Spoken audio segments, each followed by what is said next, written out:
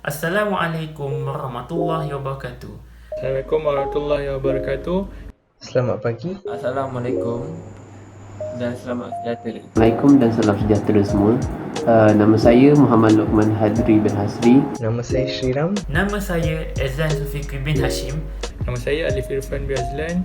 Kami Kumpulan 5 ingin membentangkan satu video yang bertemakan masyarakat beretika. Tajuk yang kami pilih untuk video ini adalah Matlamat Pembangunan Lestari di Malaysia dari segi pendidikan berkualiti. Matlamat ini merupakan matlamat pembangunan lestari yang keempat yang telah ditetapkan oleh United Nations atau UN. Pendidikan berkualiti dapat melahirkan banyak tenaga pakar di negara kita. Pendidikan berkualiti dapat memberikan banyak kemahiran dan taraf pendidikan yang baik setanding dengan negara-negara yang maju yang lain. Maksud pendidikan berkualiti ialah pendidikan yang menyeluruh untuk semua golongan masyarakat, iaitu pendidikan itu sampai kepada semua orang di dunia ini, serta maksud lainnya ialah peluang pembelajaran sepanjang hayat untuk semua orang. Fokus matlamat ini adalah untuk memastikan rakyat mendapat pendidikan asas dari peringkat rendah hingga ke peringkat menengah adalah menjadi tanggungjawab negara, khususnya di Malaysia.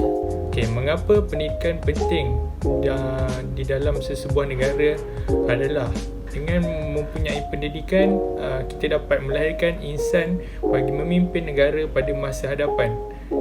Jika tiada pendidikan yang berkualiti, negara pada masa hadapan akan menjadi mundur kerana tiada pemimpin yang mempunyai pendidikan yang tinggi sesuai dengan tumpuk kepimpinan masing-masing. Sebagai contoh, pemimpin yang berpengetahuan tinggi tidak akan sesekali melakukan perkara-perkara yang tidak sepatutnya dilakukan seseorang pemimpin seperti gejala rasuah dan korupsi, yang juga bukan sahaja mampu untuk menjatuhkan pemimpin itu sendiri, malah dia akan menjatuhkan nama-nama baik orang-orang bawahnya dan seterusnya akan menyebabkan pandangan yang buruk oleh masyarakat sekeliling. Dengan adanya pemimpin yang berwibawa di negara kita ini, maka negara-negara luar akan memandang tinggi kepada pemimpin kita. Seterusnya boleh meningkatkan peluang untuk bekerjasama, sama ada dari sektor ekonomi, pendidikan ataupun yang lain-lain yang mampu untuk meningkatkan keberhasilan negara kita, seterusnya mampu untuk bersaing dengan negara-negara maju yang lain. Penyediaan kemudahan dan prasarana yang lengkap berupaya untuk memberikan banyak teknik pengajaran kepada para pelajar, seterusnya dapat meningkatkan kemahiran mereka. Melalui kemahiran yang dimiliki, mereka boleh menjadi golongan pakar yang dapat membangunkan banyak sektor di negara kita Dan berberebut bagi mendapatkan khidmat pakar negara kita kerana yakin dengan kualiti pendidikan yang diajarkan kepada pakar-pakar kita untuk menghasilkan inovasi-inovasi yang berkualiti. Ekonomi negara akan dapat ditingkatkan hasil daripada pendidikan yang berkualiti. Perkara ini dikatakan demikian kerana pelajar-pelajar dari luar negara akan lebih minat untuk memilih universiti tempatan kita di negara ini untuk menyambung pengajian mereka. Oleh itu, kita dapat merancangkan ekonomi dan mengurangkan kes jenayah yang berlaku di negara Malaysia. Oleh itu, negara kita akan menjadi lebih aman, makmur dan selamat. Masyarakat dapat hidup tanpa keadaan yang risau kerana kes-kes jenayah yang sangat rendah. Hal ini kerana dengan pendidikan, cara pemikiran seorang akan berubah. Mereka lebih cenderung untuk tidak melakukan jenayah. Sebagai contoh, di Malaysia kita dapat lihat bahawa kanak-kanak yang tidak mendapatkan pendidikan yang berkualiti lebih cenderung untuk melakukan pelbagai jenis aktiviti jenayah.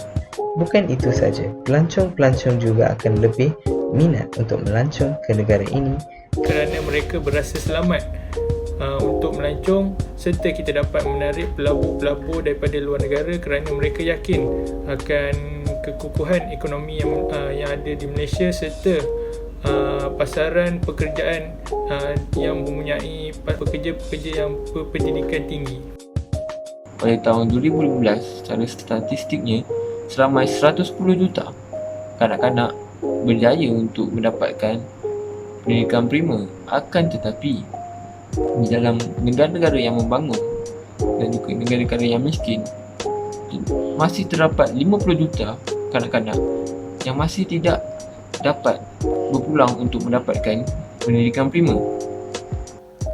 Jika kita melihat statistik pada tahun 2018, dari segi peratusan, lebih 90% pelajar lelaki dan perempuan mendapat pendidikan di peringkat rendah dan menengah, manakala di peringkat tinggi pula adalah sekitar 50%.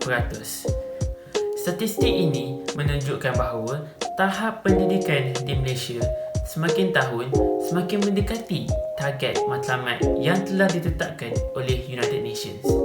Kesimpulannya, pendidikan tinggi memang mempunyai asas yang sebab dan kukuh bagi membangunkan sesebuah masyarakat dan sesebuah negara, kerana pendidikan merupakan asas yang sangat penting bagi sesebuah masyarakat untuk terus hidup aman dan makmur pada masa depan.